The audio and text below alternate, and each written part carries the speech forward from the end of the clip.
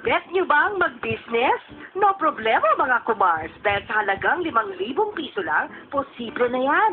Narito ang 5 business ideas for your 5K.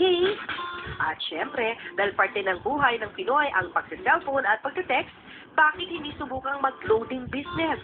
Ang ating 5th negosyo. May kumpanyang nag-aalok ng Universal Prepaid Loading System. Isang cellphone lang, iba't ibang network na ang pwedeng loadan. 500 pesos lang, pwede na itong masimulan. Pero kung mas malaking kita ang target, pwedeng ikaw mismo ang maging dealer ng loading kits. Talagang 4,999 pesos, 21 kits na ang makukuha mo na maibibenta sa halagang 300 piso bawat isa. Naibalik na ang 5K mo, may kita ka pang humigit kumulang 1,000.